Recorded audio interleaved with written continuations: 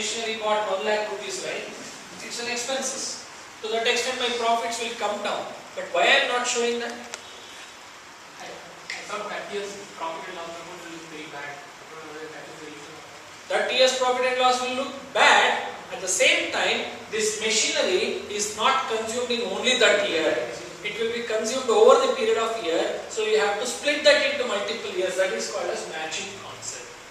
That machinery you use only for that year should be shown in the P&L account. Full year. Right? Remaining, keep it in the balance sheet. That is your asset. What is not used still is your asset. What is used, that becomes your debit side expenses. That is how asset became expenses.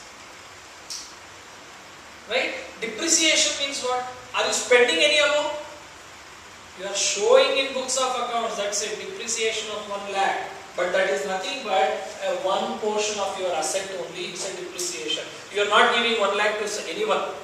It will be there with you, but you are cutting this asset into multiple pieces, and that year's asset you are showing it as a depreciation. This is called as matching concept. This knowledge is very, very important. Pi to pi, right? You have to account for pi to pi. That year's revenue is this, that year's expenses is that. You cannot show next year expenses in this year P&L account, previous year's expenses in this year. That is why we have kept two things. One is balance sheet, one is P&L account. P&L account is purely meant for that period. If I start 1st April 2014 till 31st March 2015, yearly, whatever you spend, whatever you earn will be shown here. Whereas balance sheet will be as on that date. As on 31st March 2015. There is nothing like balance sheet from 1st April to 2015, nothing like that. It is not from to. It is as on that day your asset and liability looks like this. Whereas P&L account, for that period. So every quarter there is this. That is balance sheet. That is as on that day. Your balance sheet looks like that. Okay? Whereas P&L account, for that quarter, what you spent, what you earned. Okay? So units machinery cost 1 lakh. Sorry, machinery was 1 lakh. 1 lakh rupees. And asset will be 90,000 and depreciation suppose it is 10,000, it will be lakh. Correct. So, no. Depreciation will come on the debit side of P&L. Yes. Okay. 10,000 will be debit side of the amount and 90,000 plus. Correct. Asset will be 1 lakh. No. Now asset would come down. Okay? As on this day, your asset value would have come down to 90,000. 10,000 went to depreciation. Now the problem is, you have balance sheet tally now. See, if you sell 1 year old machinery, what will you get in the market? You will get a lesser price, no? No, but did you understand my question? It will not tally. It will not tally. But what is the rule of the balance sheet? It has to tally, right? What is the rule? Now, machinery was 1 lakh, it became 90,000. Because 10,000 you showed it on the debit side of P&L account. Now, how to tally this balance sheet? But if we have multiple incomes, Because you showed it on the debit side of your P&L account, your profits will come down by 10,000. Now, where is your profit shown? Do you remember previously I showed surplus? Okay, it will come down now by 10,000. 10,000 asset came down. That did not directly affect the liability side. That went to P&L account. Their profits came down by 10,000. Therefore, your surplus came down by 10,000 in the liability side. Okay? This is how it should be understood. Now, why I am saying this is understanding everything about corporate, whatever business they do. Narayan Murthy, as I said, might not be as skilled person in maintaining debit side of P&L account, credit side of P&L account, asset side of balance sheet. But you tell him some transaction, definitely you would be identifying, what is the impact on his business, where it is going wrong. Right? That is how an entrepreneur has to build up his skill sets. That is what roadside business people who are illiterates will also understand the business. They would have never studied debit, credit, asset, liability, but they generally know what I have to give. Oh, what is my expenses, what is my income. Only 4 things in the business.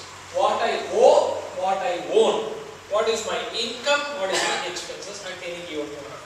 If you are clear with this, it is good. Why I am saying this? AIG, world's largest insurance company, $3 trillion balance sheet. I don't know how many times we have to increase our life insurance corporation. We say LIC is the largest insurance company in India. 10-folded company is AIG. LIC is nothing in front of AIG. It's the smallest group called as AIG Financial Products, a subsidiary company of AIG, gave insurance to the asset-backed securities in 2000 to 2007. Insurance companies, what they do? They give insurance policies, right? What are these asset-backed securities? No, I am saying this is, understanding P&L account balance sheet is such a big word. Even companies like AIG will go wrong. You know all that, like AIG went for almost bankruptcy and American government bailed out them in 2008. Right? You know why it happened like that? What is AIG to do with 2007 subprime crisis and why did it went for bankruptcy? AIG as a company didn't do anything. It was running its business as smooth as any other insurance companies across the world. But one small notorious group within that called as AIG Financial Products in London, a small group, started giving insurance policies for asset-backed securities. Like how today we buy a house, there is a housing loan insurance also, right? You don't pay EMI or something happens to a person who has taken loan, that bank will take care of it, right? Not the family person, need not worry about it. Like that, there was a concept called as asset-backed securities. What are these asset-backed securities? I will quickly give you a rule. Understanding the business is very, very important, whichever level you go, right? Exactly. Golden days, banks were not giving much loans to people. You have to approach them a lot of times, then they used to give the loans. Because their cash would be like this. Their main asset is advances, loans which they are given, and this is what is their capital. 10-15 years back, you go to a bank and say, I want loan, you ask for 10 lakhs, they used to give for 5 lakhs. And there are very less chances you will get a loan because they will ask for so many documents, you won't get a loan also. Why? Because they had limited money in cash, most of them already they have given as a loan, they have to wait for that loan to come back, then only they will give the loans. But recently, from 1995 onwards, what did this bank started doing, They give a housing loan for next 20 years, but they will not wait to collect this loan from next 20 years. They will sell this loan itself to a third party. Okay? I will give you an example.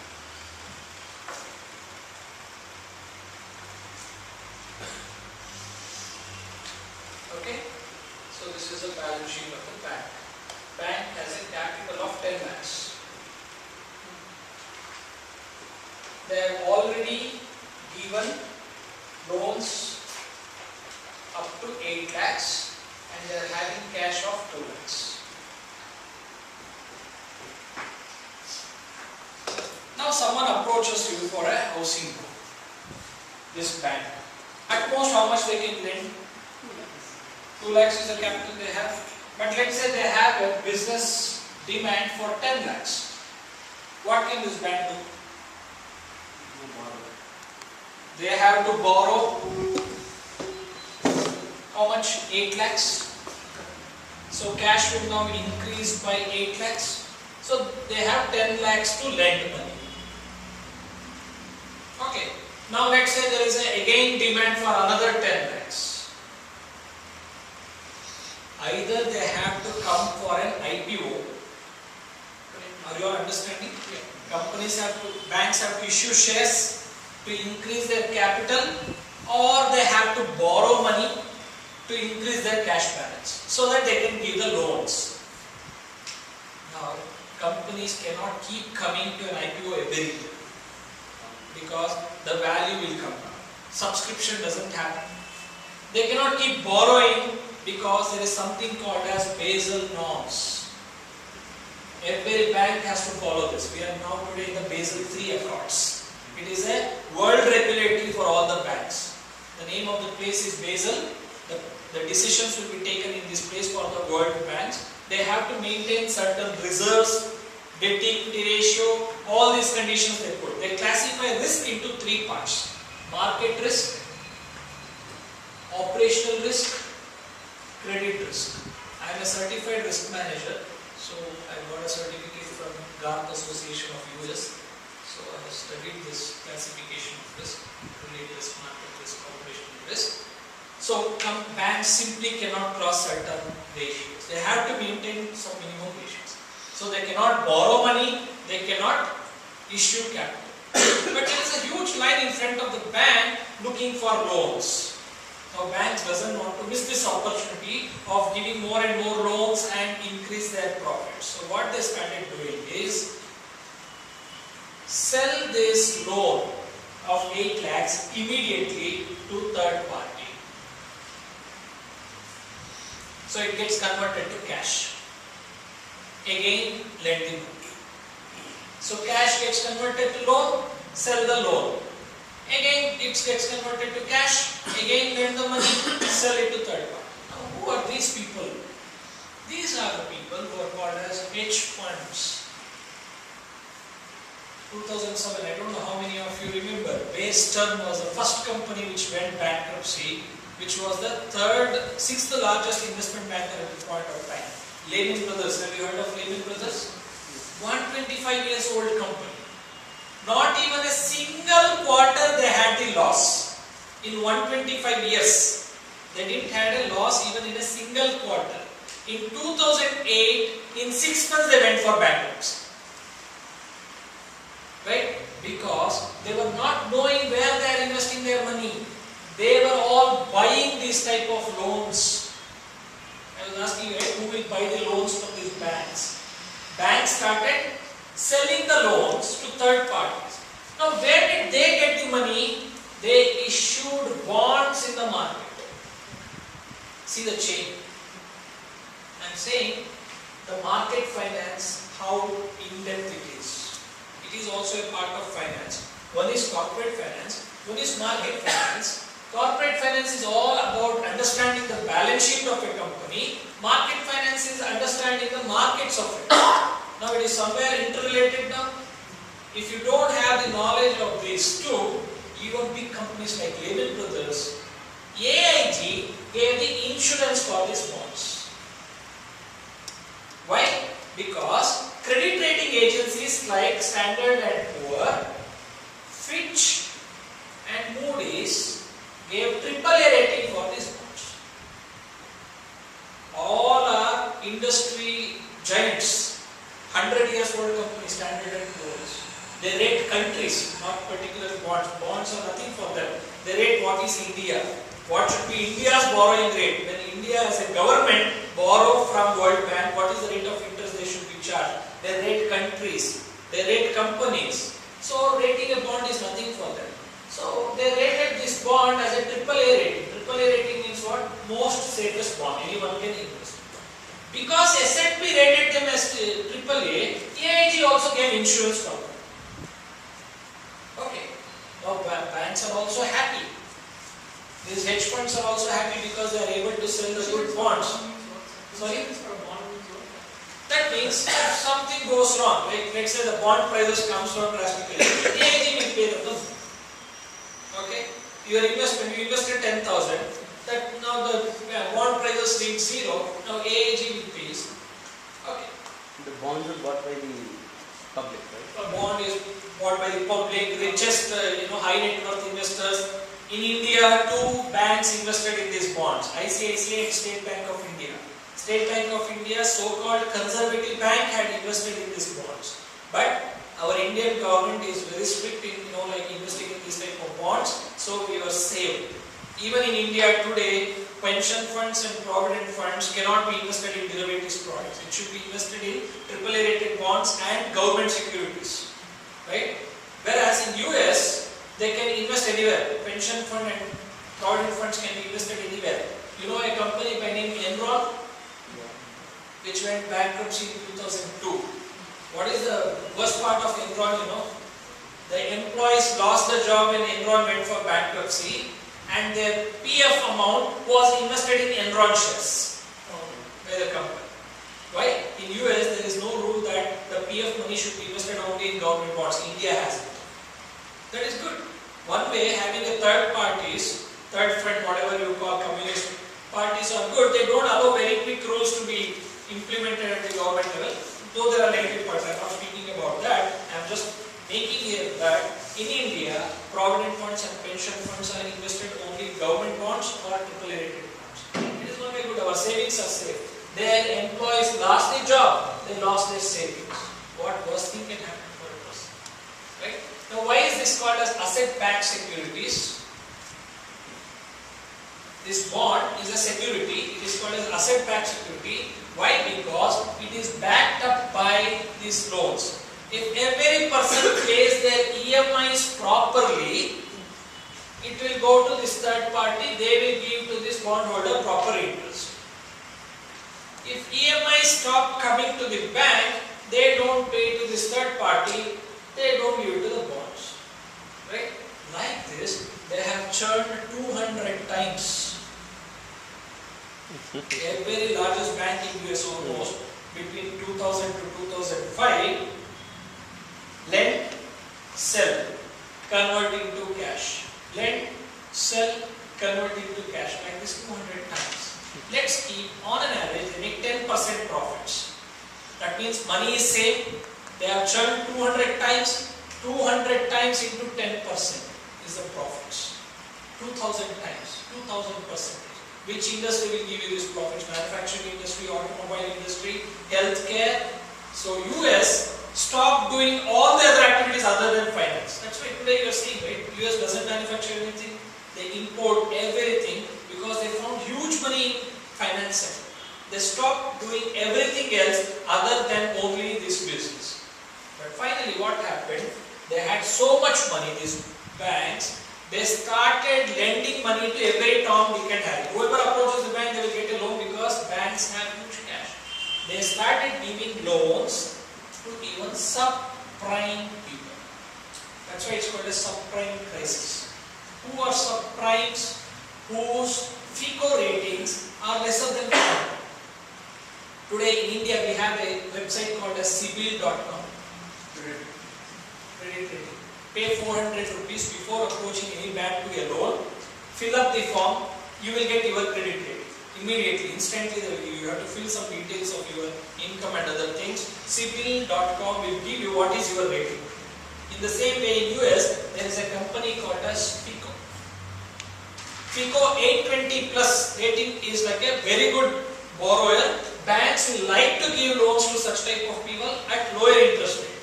Now the rating comes down. FICO rating is 820 plus is good. 720 plus is medium. Like that, people who get 500 are not eligible for loans. Banks should not literally give loans. They are called as subprime. But banks had a lot of money now. They found a way to convert their loans to cash quickly. They now have money. They started lending them at 24% rate of interest, 25% rate of interest. Higher the risk, higher the returns. Everyone knows. They are high risky borrowers. That's why banks started charging more and more. But think of the logic. They are already called as subprime. What do you mean by subprime? They are not worth borrowing. For them you charge 24% rate of interest. There are all chances that they will default. They don't have capacity to repay the normal EMI. For them you are charging higher interest rate for greedy banks. Banks are so greedy, they wanted to make money. They further defaulted. One point of time, groups and groups of people started defaulting their EMI. So this EMI didn't go to these third parties. These third parties did not give it to these bondholders. Yesterday Yesterday evening the bond was trading at $70. Today started selling at 70 cents. Now who has to give the claim now? Insurance companies. AIG, who gave insurance to these type of bonds, went bankrupt. Think about the scale. What is involved? The business is so big. None of them have understood the business. Whoever introduced this business, they went back, took the voluntary retirement much before this incident happened. They were all safe. Whoever came as a new manager, sat in the CEO's position, they were all fired. Right? This is a case which happened in 2007 to 2012. There are a lot of case studies came on this. How did AIG went bankrupt? What is the new credit rating policies S&P they had to learn? They were having 100 years of experience but never rated these type of bonds. Mathematical models they have to build for this type of bond issues. Statistical models they have to build, because this is not same as regular borrowings from the companies. Companies normally borrow in form of capital or in the form of bonds, loans. But this is not the simple mathematics. Right? So this is the complications people have. But at the end of the day, everything is a question of only understanding balance sheet, P&L account and cash flows. Huge companies did not realize this. As I said, 125 years old company, Lehman Brothers, who were in the queue to buy Bear Stearns. Bear Stearns is the first company, sixth largest investment banker, went bankruptcy in 2008, June. Okay. At that time, Lehman Brothers was in a queue to buy this company. 6 months down the line, Lehman Brothers went bankrupt. See the complications. Lehman Brothers did not understand their financial position just 6 months before they went bankrupt. They were thinking they are still having good money because their investments was trading at $70. It is all in books, not in real cash. That is the only difference. Whatever bonds Lehman had invested, it was they had bought around, let us say, $15, which was trading at $80. They thought we are having huge cash. They participated in buying some other companies also, mergers, acquisitions. But 6 months down the line, their investment came down to 70 cents. They went bankrupt. Right? AIG went bankruptcy. Every single company who had invested in this subprime loans all went bankrupt. This is a global phenomenon everywhere. It's a global phenomenon. Why? Because what will banks do now? People who will not pay EMI, they will go and confiscate the assets. On a given day, every large bank in US, instead of having cash loans, they had houses in their balance sheet, apartments. People who had borrowed loan for buying apartments, all that apartments are taken over by the banks. Now what will banks do with keeping apartments? They put on auction. They were leveraged 5 to 6 times, and everywhere 10% added. So And the real estate prices started booming. That is what the biggest doubt in Bangalore also, right? Bangalore real estate is going up like anything. Why? Because banks are giving loans today for even buying a land, not only buying a house, right? Buying a land, you have a loan. These Shobha developers, GFL, they had a lot of investments in Dubai. They all lost because of Correct. Why? That's what I'm saying. There are a lot of real estate in banks' balance sheet now. What will banks do by keeping 1,000 apartments in their balance sheet? One day they will call for an auction, buy one house, get one house free. Literally it happened in US. Right? The prices started falling. Real estate prices started falling. This is not only in US, everywhere whoever had invested in real estate, the prices started falling. Why? Because supply of houses have become more than demand. My friend was telling me buying a house in US is cheaper than India. Exactly. Yes, exactly. I know a lot of my relatives, cousins bought a very big bungalows, houses in US at much lesser rate than what you buy in Bangalore. Right? The prices crashed like anything. Even today it's the same thing. Huh? Even today it's the same thing. You can buy a house in US rather than India. One thing we should appreciate that India was more insulated from this subprime because of our Exactly. That's what I told. Indian government to some extent is very strict. Only 2 banks in India that too partially lost their money, ICICI Bank and State Bank of India. I don't know how many of you remember, in 2009 or 2010, everyone went in front of ICICI Bank ATMs to withdraw the money, right? Because because that was the day we got the news that ICICI has also lost money in this segment. Right, oh, But they made it clear that we have not lost that much big money, we are safe, then people stopped. Otherwise, there was a huge queue in front of ICICI Bank ATMs, people wanted to there withdraw. was a day when ICICI Bank moved money in trucks and they replaced They- ATMs. Every ATM was filled Yeah, to show the confidence level of their bank that we are ready to give you money if you want to take back, but we are safe. A CEO personally emailed every account holder, SMS every account holder that they are still safe. Okay, large banks can also face this type of problems if they don't understand the business properly. So it's all an implication of the corporate finance and the market finance. Market finance is more about the front end of the company. Whether Infosys as a company is doing good in sales or in services, a VP of a marketing or a VP of HR or a VP of operations is doing well or not. How do we come to know? When Infosys prices goes up. If Infosys prices are not going up in the markets, definitely it is a feedback to the company CEO level. He has to sit with all the heads, okay, to see that where they are going wrong. Whether they have to reduce the cost or increase the revenue, diversify the business. So all strategic management, marketing management, HR management, everything is contained in this price of an unit. Okay. So that is like a constant feedback to the corporate finance. Corporate finance now has to see to that whether their P&L account and balance sheet is always stable, strong. They are not doing some business which is leading to a problem for unnecessarily showing high sales by not understanding like their sales are not that good. Okay, I am into warranty cost now from last 1 year. I'll just tell you what is the implication of understanding my business with balance sheet. Take up an example like even Titan company as a watchmaking company.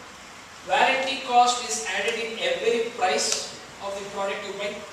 Whether it's a watch or a vehicle or a car, that warranty cost will be already included in the price when you buy. But when will they spend this warranty cost which they have already collected? When a customer comes back with some problem within that warranty period. If they don't come back within the warranty period, that money is free for the company. Right?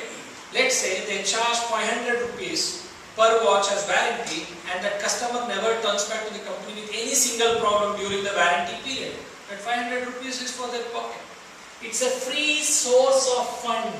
They need not owe to anyone now. That belongs to shareholders. Automatically shareholders' wealth will increase if you maintain the quality. Now understanding the balance sheet and quality management department is tied up. Now you might be very good professional in the quality side, but you have to understand the business. Where am I contributing to the business? I'm not only contributing to the profits, I'm contributing to the source of funds. Companies look at this will be added to the capital, very simple. Warranty cost, unutilized warranty cost is added to the surplus. Company can use it for any other reasons. They can make it for acquisitions, mergers, anything. So now what is the person's role? I am not from the manufacturing sector, but what is my role now is constantly look at that parts, okay, which people come often during the warranty period.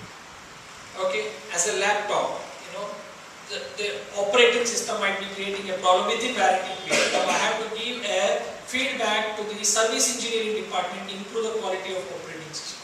Or the screen is not working, blue color is coming on the screen, right, improve the quality. Now I am not a hardcore technical person who has worked in manufacturing sector, but still now my role is to understand the manufacturing sector. So I cannot sit, like this is my area, I am a finance guy, I will not think anything outside my finance area, means I will become obsolete. Now forcibly now I have to learn the jargons used by manufacturing department, factory side people, what they use.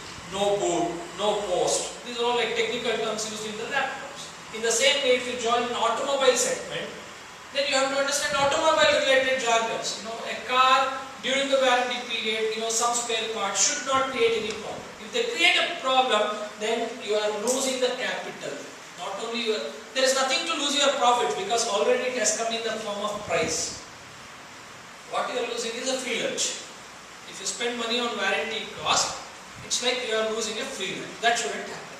As a CEO of the company, he will keep an eye on how much money we are making apart from what we actually are supposed to. Cost, anyway you are paying, right? So these are all the things which are, every part of business is interrelated. So as I said, as you grow up in the radar, 7 years, 8 years of experience you attach, you should keep your eyes, ears open to understand other departments also. We supply this aviation fuel to aircraft. Aviation? Fuel to aeroplanes. Okay. And, So the fuel has come down and the prices might go up in short term. if there is a quality defect, the engine gets affected during the flight. The quality of fuel is it? Because see, aircrafts have multiple engines, but fuel is one. If there is a quality defect during the flight, the air crash might happen and all the people will be. So there is something called the aircraft liability insurance, refueling liability insurance. So that is it adds to almost 6% of the business cost. It is a very good because compared to the fuel that is consumed and the cost of the aircraft and the liability of the passengers, all that is included in that. If the one airplane crashes, the airline has to pay. Not only it's a cost, goodwill will be lost. That is all built into this insurance. Correct. So for us, that aircraft liability insurance cost and the quality, they are very closely interrelated. Very good. I mean, good that you brought this point. Today, every industry is having so much of data. Aviation industry, automobile industry. Earlier, there was no way to capture this data. But today, the cost of hard disk servers have come down. Like it has come down by 100 times it seems. IBM says when they used to manufacture 1 GB space, some 60-70 years back, you might have seen this big One room. CPU, one room to store, hardly 1 GB of data. When you have come up in your life, you might have seen, we used to use floppies, then we started CDs, then pen drives. Now 1 TB hard drives are coming very cheap. So because the technology to store this and the space storage devices also have improved, every company now wants to keep their data as much as possible and use this data. Right?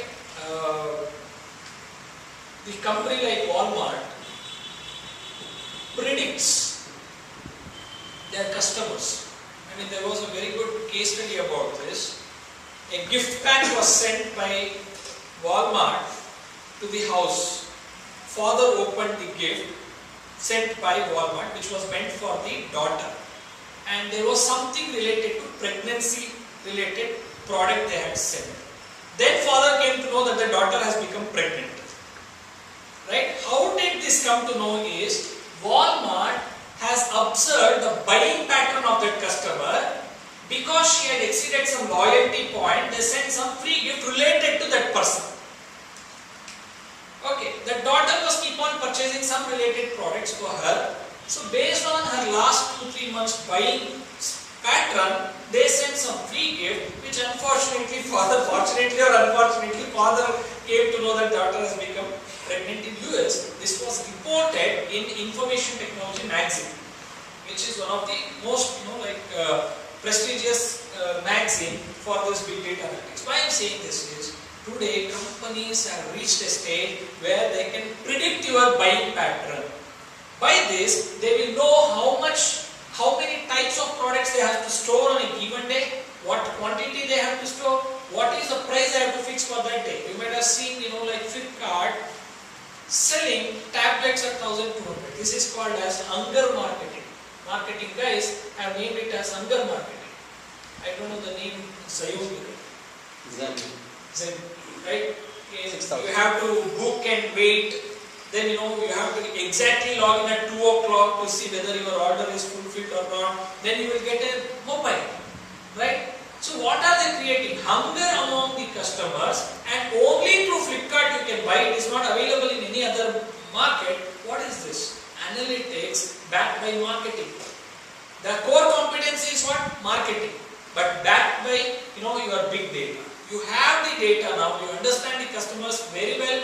Unlike previously, now you can predict what is next day's storage capacity you need, so that a factory person who maintains operationally right? You can exactly know how much quantity you have to buy for the day and what should be displayed on the showroom and how much you will be able to sell. Sometimes it is very strange. This Snapdeal, before Diwali, Flipkart, they are all full advertisement for discounts and all. When my son wanted to buy a watch, that watch was costing 1,929 during Diwali sale. Then I told him it is too costly because he has 2-3 already watches. I told don't buy it, let us see. No, you have watch for use. Wait. Then after the 1 week of Diwali, I got an email. They said, they have recorded my search. And they sent a mail saying that your watch is available now at a cheaper price.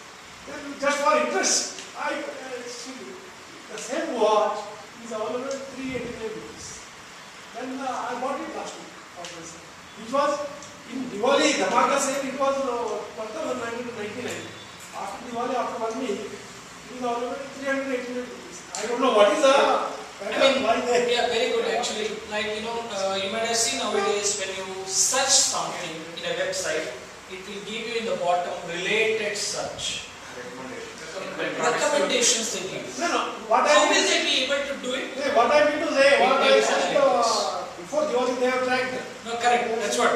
Why this is happening? Because of the big data. They are now able to store every single click of the button as an objects. Those who are from C, C++, everything stored as an object, right? They know that similar searches have happened. Those who have searched this also have searched this. Recommendations will happen. All this happened because of big data analytics. Today there are a couple of tools which are running at very premium for this big data. One is at the statistical level. R is one of the biggest tool which is running. It's an open source. The name of the software itself is called as R, statistical software. Right? You can just go to Google, search as R, download it. It teaches you how to do it. It gives you a notepad and all coding will be done in this R notepad.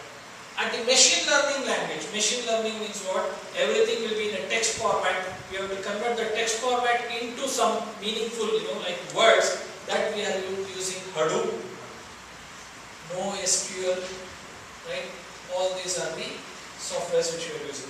But personally, I will suggest you, those who are planning to do some analysis for your teams, right? Statistical analysis free of cost, can download this software. Amazing software this is, right? At free of cost. It is equivalent to a software called as SAS, which is so costly. It is a paid software, right? Statistical analysis software is so costly. People in clinical research, manufacturing side, everyone uses this SAS for testing their, products at what significance level the product can get tested. Ranbaxy, Dr. Reddy's and others, when they manufacture certain new pills, they have to test at 99.9% statistical significance that this tablet will cure this disease. Otherwise, commercially they cannot sell it. So they use these softwares. It is equivalent to this software available at free of cost. Right? Just Google search, download and start studying. Very user-friendly software. What kind of data? It handles all types of data. It gives all basic statistics, summary statistics. It can give what distribution the data is having, okay, with a normal distribution or other thing. And you can build your own functions also with it, whatever is required. Maybe like a Excel tool. Yeah, but on a notepad. Okay, much powerful than Excel. Thanks Okay. for this. But Definitely, I will try this. Definitely try. Every one of you I want you to try because it is definitely useful in every one of your areas. Even Hadoop and NoSQL is open source. Just R. So, Even Hadoop and NoSQL is also open source, right? no, these are all not open source. But these are all mainly used for, machine learning, big data reading. Okay, there is a huge data like 20-30 lakhs of rows or 1 crore rows of it, right? Just group it, stratification, group it as common words like gender, cities and other things. You want to group it, then it is very helpful and it is definitely for a big data. When your data is very huge. But this is also powerful, but not for reading, for analysis. I'm saying, because all of our requirements would be on analysis side rather then reading the data. This is a different industry altogether. There are people who can only help you to retrieve data and other things. If you want to go one step ahead, not only retrieving data, you want to do analysis on the top of it, then use R. Okay? Don't restrict yourself to these two. Here, not much of analysis is done. Here, where the managerial skills will be. You do some analysis, give the interpretation. This is not Oracle R, right? Sorry? This is not Oracle R. Oracle R. No. It's not Oracle. It's R is a independent, not related to R.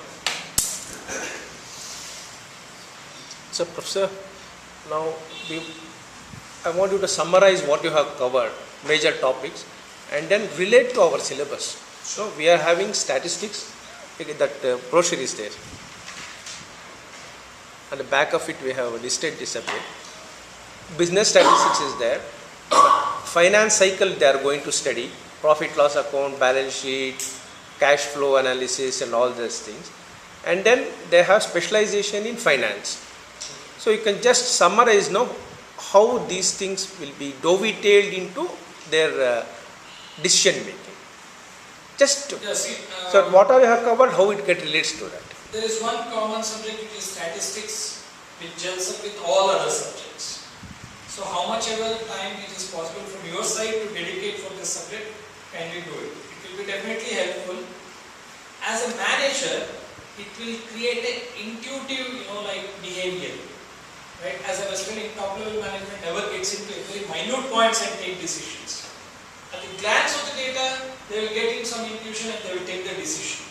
That intuitive power will increase when you have good at statistics. Right? It will give you a basic idea about when to consider mean, average, when to consider median. Right? Certain data will be so skewed, average won't work. Median will help you at that point of time. So concentrate on business statistics as much as possible. Economics is one subject which is highly important. Right? Though it is theoretical, the whole business will depend on economics. Economy of scale, economy of manufacturing, everything. Flipkart, I was telling, did their business based on economy of scale. One day huge sale happened. That is economics, logistics. Everything is dependent on economics. Organizational behavior. If you are planning to switch over to people managers role, then you have to understand your team members' behavior, your managers' behavior, and organizational behavior is one of the best subjects you can learn. HR management, human resource management, organizational behavior goes hand in hand. Marketing management is a separate subject. In detail you have to study so that it will definitely help you in the managerial skill sets. Financial management is the base subject for any manager to understand. As I was telling you, understanding P&L account and balance sheet is so much required for any business manager that you will learn in financial management. Then the specialization subjects in finance, we have international finance, financial markets and investment and risk management. This will try to give as much knowledge of market, finance with the corporate finance. In the basic subject you would have studied financial management. In the advanced subject you would learn international finance, financial markets and investment and risk management. This would definitely help you to understand better. And you can also maintain your own portfolio, invest in stock market, all those things in the investment and risk management.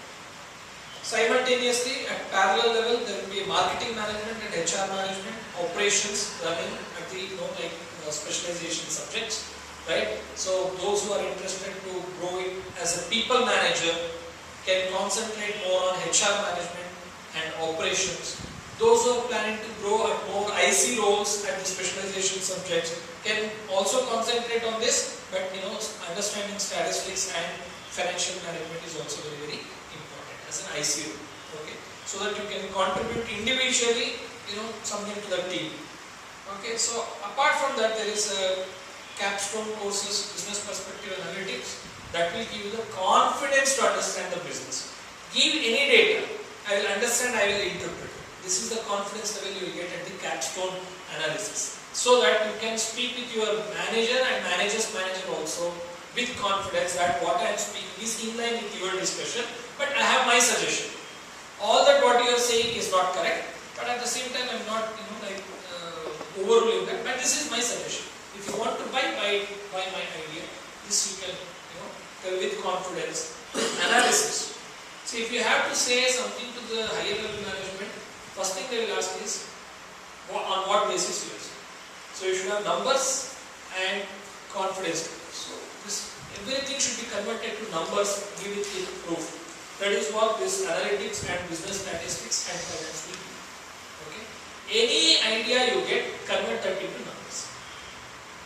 Implement some new idea, how much savings it can come or how much opportunity it will. As I said, a company can get anything in two forms. One is revenue or savings. So whether your idea is creating a new revenue or new savings, how will you prove it in terms of numbers? Right? That you have to build up on day-to-day basis. It will not come overnight. Observe your manager, observe your manager's manager, how they are convincing the management. When new project comes into hand, split clearly into two parts. That new project is bringing how much revenue, it is saving how much cost. That is what a CEO will like at the end of the day. Right? That's it. So I hope we have done covered a lot of ground in this span of time, and I always appreciate Professor Harish for his summarizing the things. See, analysis is easy, but there is a synthesis. It's very easy. Now how to put together? Now we have done both analysis as well as synthesis at one go and build upon various topics. Why this particular talk I told you is important is now you know what is cut out for you. Correct? Road ahead you know. So this is what we teach you 400 hours in the lab should be supplemented by another 400 to 1000 hours in homework. We are giving them all international quality textbooks. All Salvatore is given for managerial economics, Oakler is given for marketing. Studying a book is a must. It's a mandatory. No shortcut for It's a mandatory that we give them your recommendation books. Books are your assets for your lifelong. And what professors come and deliver is they will give you a good overview, give you the foundation.